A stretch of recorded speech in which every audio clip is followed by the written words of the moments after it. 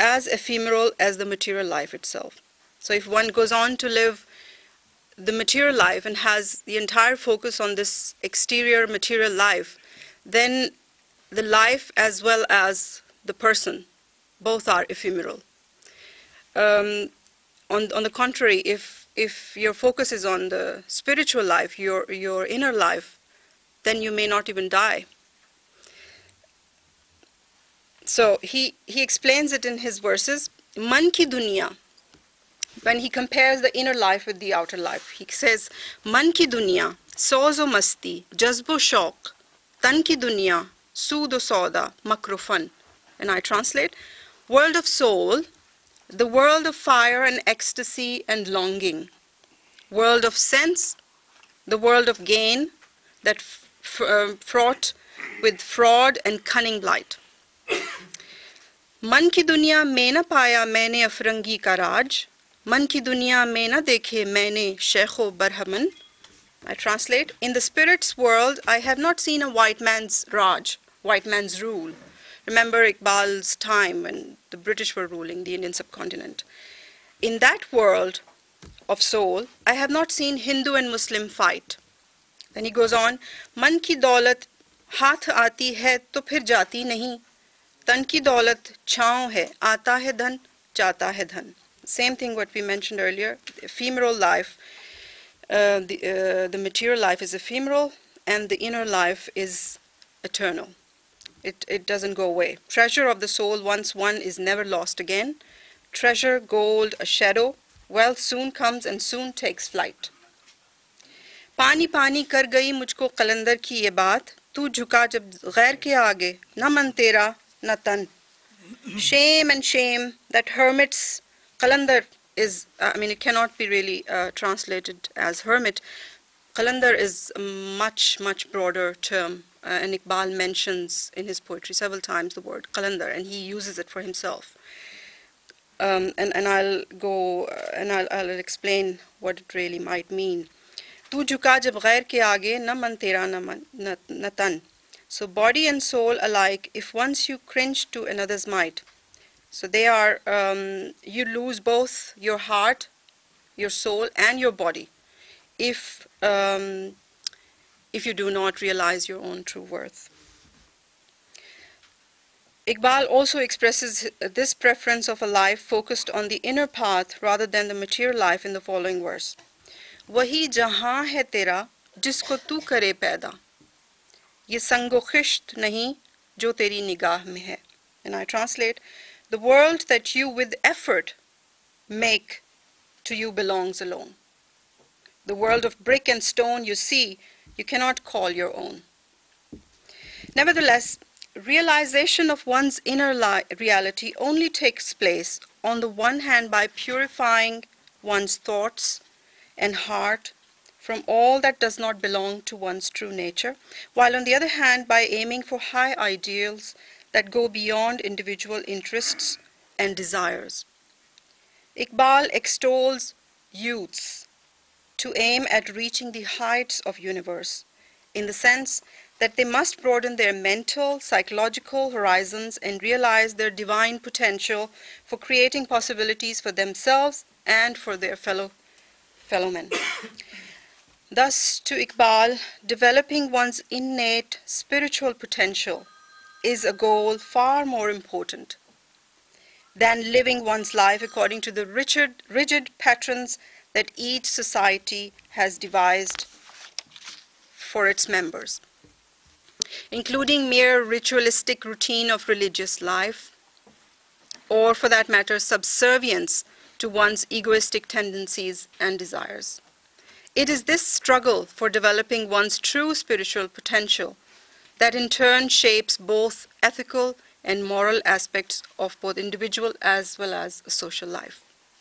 So as our distinguished guest mentioned earlier, the focus on the inner life, inner aspects of life, can only generate a good Muslim society, a good society, and full stop. However, in order to realize one's true worth, each individual requires a message and guidance to put this message into practice, because Iqbal's poetry and the sayings of spiritual masters are full of words. But how do you put them in practice? You need a guide. You need someone who can actually take you there.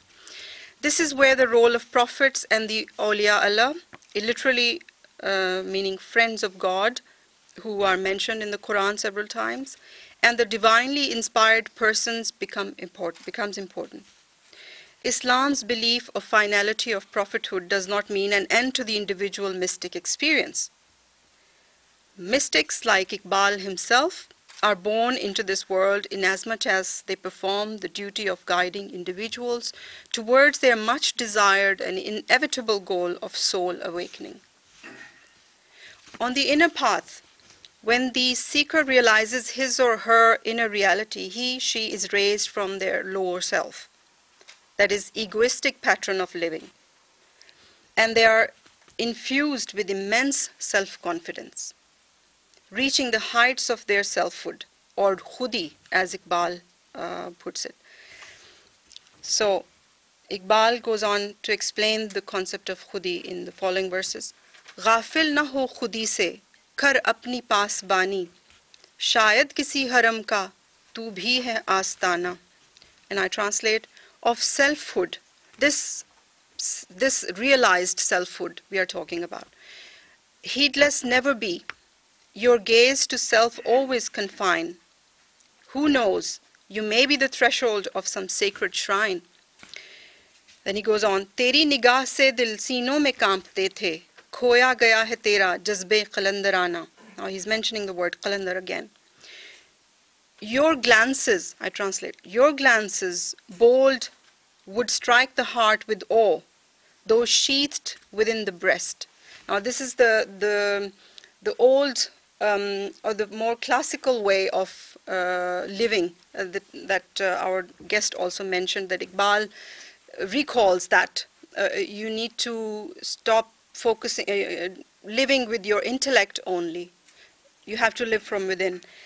And when you used to live from within, then this is how you lived, that your selfhood was high and your glances were bold, and they would strike anyone's heart who would encounter you. Alas, he says, a qalandar's fervent zeal in you is dead and is at rest.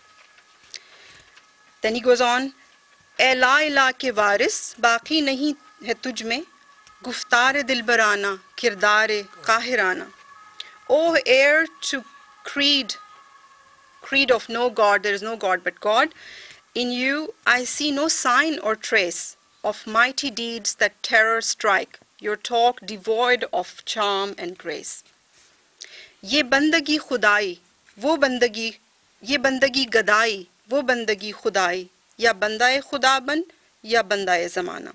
So he says, he extols human beings, say, if slave of God, you grow divine.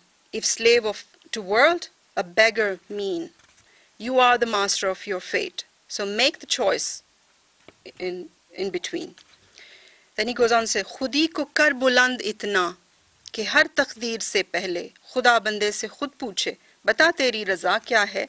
And I translate, develop yourself so much so that before every decree that God takes, God will ascertain from you, what is your wish? Tell me and I'll put it into practice. So raise your selfhood to that level where God himself asks you, what do you want? To Iqbal, reason alone can lead humans astray, and it has satanic forces. Yet together reason and love can create a new world. Reason or intellect, to Iqbal, is cunning, selfish, and always seeks own benefit. Its focus is on individual pursuits and interests. As long as humans are controlled by their intellect, they cannot access the divine secret of creation. The human intellect can take several disguises, and a seeker is sometimes not able to distinguish whether certain inclinations belong to the soul or the ego. It is the selflessness, it is the selfishness and greed as properties of the ego that have caused division among human beings, nations, and members of one society. Hence, rather than being subservient to one's intellect, a seeker must use his or her intellect as a tool to understand the manifestations of God. Often the path of truth is a perilous path without a guide. Iqbal himself points to his lamentations, expressed through his poetry, as a source of guidance to those who want to take that path. And he goes on to say, for example, न तख्त व ताज में न लश्करो सिपाह में है जो बात मर्द कलंदर की बारगाह में है. Now he's pointing to himself as a qalandar. I translate, a monarch's pomp and mighty arms can never give such glee as can be felt in the presence of a qalandar, bold and free. So this is a very, very minor, this is a very limited way of understanding the qalandar, that he's bold and free. He doesn't fear anyone. He only follows his inner directions and the directions of his soul. तलाश उसकी फ़ज़ाओं में कर नसीब अपना जहान ताज़ा मेरी आह सुबहगाह में है. Then I translate, a world there is quite fresh and new in size at morn I have. Your portion seek within its traces, thus goal and aim achieve. So he's pointing to his own lamentations that you must seek the guidance from therein. Then he goes on, मेरे खिदू को गनीमत समझ के बादा नाब न मदरसे में है बाकी न खानका में है. So he's saying, count my gourd an immense gain for pure and sparkling wine. Now this wine, whenever you see the word wine in Sufi poetry of Iqbal, that means the not this wine that we drink, but the wine of the love of God, the love of the divine, love of the soul, because one gets intoxicated by that love. So it's given the name of wine.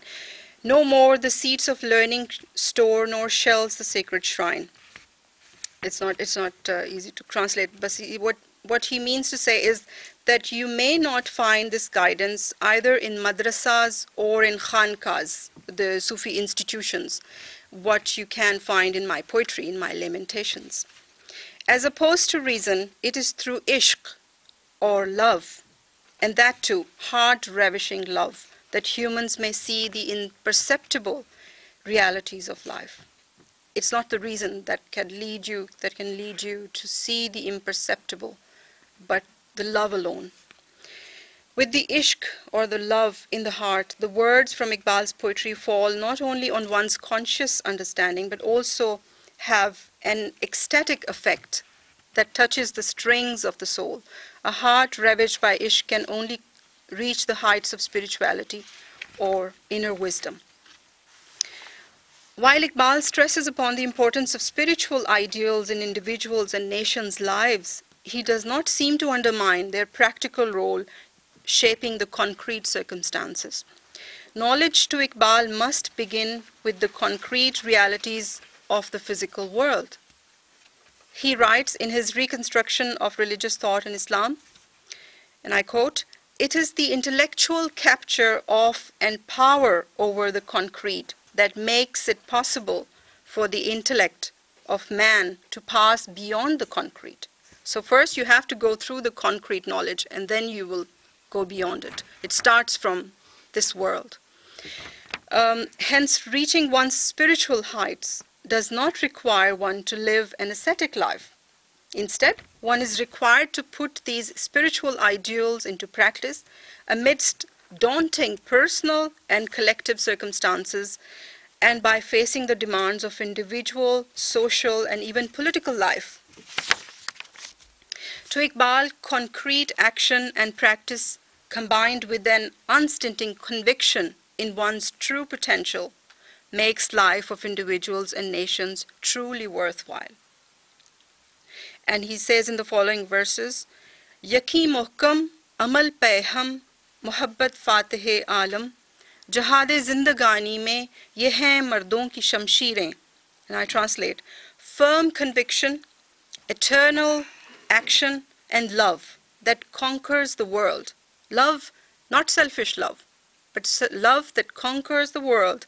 These are the swords of men in the holy war of life. So here we see he considers life a holy war. Life itself is a holy war. We don't have to take our swords and run after people. Yet, Iqbal does not rest with the concrete physical reality. Iqbal is qalandar, as he himself writes.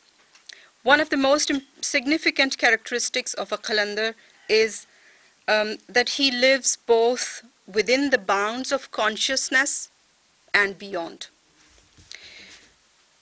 Then Iqbal says, "Khudi mein doob ja ghafil." Ye sirre zindagani. Ideals of Muslim society, they may be summed up in these 4 points, and I repeat what I said in the beginning. Number 1, the main purpose of life for an individual is to seek his or her inner reality and realize their true potential. Number 2, the biggest hindrance on the path to inner development is human ego, its limitations and its properties, including negative inclinations of human intellect and reason. Number 3, to overcome this hindrance, the seeker must seek a guide. Number 4, the path of inner development must not lead an individual to shun their social or material life. Instead, it means living more fully, more responsibly, and with a clear focus on life that contributes to higher moral and ethical ideals of a Muslim society. These ideas are mentioned in different ways in Iqbal's poetry. Iqbal's poetry has also been rendered successfully and beautifully by a few Pakistani qawwals and singers. And I personally like some of Nusrat Fateh Ali Khan's qawwalis and Rahat Fateh Ali Khan's qawwalis, where they sing Iqbal's poetry alone. I would like to play a clip for you, if I have time, about 2-3 minutes, and then it's in YouTube. I had thought of putting it up there, but somehow it didn't work out with the internet connection being missing. So you could listen to some of it, and Nusrat Fateh Ali Khan here is singing some of very, very touching verses from Iqbal's poetry. You have handouts here where you can see English translation, lyrics, both lyrics and English translation of these, the main verses. The qawwals usually mix verses from here and there, but the main verses are here with lyrics and translation.